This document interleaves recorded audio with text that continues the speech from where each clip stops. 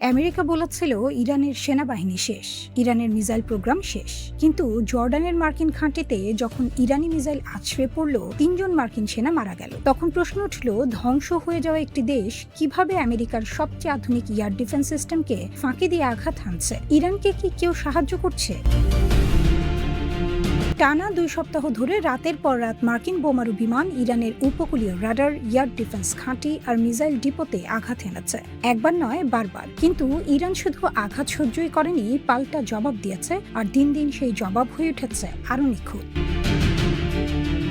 গত সপ্তাহে ক্যামেরায় ধরা পড়া একটি ফুটেজে দেখা যায় জর্ডানের মুয়াফাক সালতে বিমান ঘাঁটিতে আঘাত হানছে ইরানি ব্যালিস্টিক মিসাইল। এই হামলা প্রমাণ করে দেয় ইরানের মিসাইল শক্তি এখনো বহাল তবিয়তে টিকে আছে। অথচ ডোনাল্ড ট্রাম্প দাবি করেছিলেন ইরানের সামরিক বাহিনী সম্পূর্ণ ধ্বংস হয়ে গেছে। যুদ্ধ সচিব পিট হেগসেথও একই কথা বলেছিলেন, ইরানের মিসাইল প্রোগ্রাম কার্যত নিশ্চিহ্ন। কিন্তু বাস্তবতা বলছে অন্য কথা। ৫ মাস ধরে চলা মার্কিন ইসরায়েলি বিরতিহীন হামলার পরও ইরানের হাতে এখনো যথেষ্ট মিসাইল আছে, যা দিয়ে তারা মার্কিন বাহিনী আর উপসাগরীয় মিত্রদের ওপর চাপ বজায় রাখতে পারছে।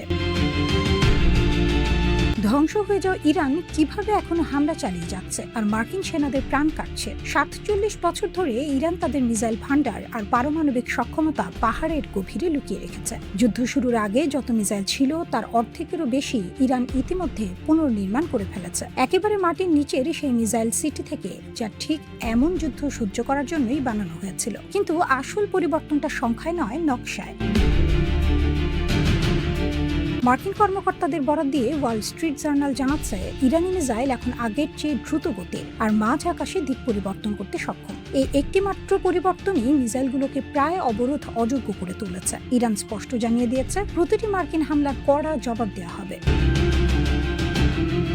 এখানেই আসে সেই প্রশ্ন যা ওয়াশিংটন প্রকাশ্যে উত্তর দিতে চায় না। রয়টার্সের প্রতিবেদন বলছে, মার্কিন গোয়েন্দা সংস্থাগুলো এখন খতিয়ে দেখছে উপসাগরীয় অঞ্চলে 2টি CIA স্থাপনায় হামলায় রাশিয়া ইরানকে সাহায্য করেছিল কিনা। প্রশ্নটা তাই আরও গভীর হয়ে দাঁড়ায়, ইরান এই নির্ভুল তথ্য পেল কোথা থেকে? স্যাটেলাইট ছবিতে দেখা যাচ্ছে উপসাগরীয় অঞ্চল জুড়ে গুরুত্বপূর্ণ মার্কিন সামরিক স্থাপনার ক্ষতির চিত্র। যদি এই সন্দেহ সত্যি হয়, তাহলে এই যুদ্ধ আর শুধু ইরান বনাম আমেরিকা থাকছে না, এটা এমন একটা রণক্ষেত্র হয়ে উঠছে যেখানে একাধিক প্রতিপক্ষ শক্তি একসঙ্গে কৌশল আর গতি ভাগাভাগি করছে বলে সন্দেহ করা হচ্ছে।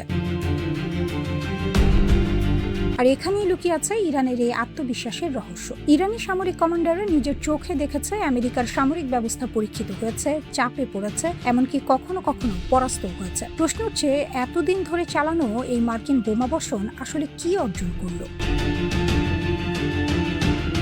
হরমুজ প্রণালী এখনো বন্ধ, কোনো ক্ষমতা পরিবর্তন হয়নি, যুদ্ধবিরতি চুক্তি কার্যত ভেঙে পড়েছে। আর প্রতিটা দিন যেতে যেতে মার্কিন বাহিনীর ক্ষয়ক্ষতির পরিমাণ বাড়ছে। বিশ্লেষকদের মতে, আমেরিকা ইতিমধ্যে বিপুল পরিমাণ গোলা বারুদ আর এয়ার ডিফেন্স সক্ষমতা ব্যয় করে ফেলেছে। শুধু আমেরিকা নয়, তার আঞ্চলিক মিত্রদেরও। আর এত কিছুর পরও ইরানের নেতৃত্ব এসব হামলা ধারাবাহিকভাবে চালিয়ে যাওয়ার সক্ষমতায় খুব একটা আস্থা রাখছে না বলেই মনে হচ্ছে।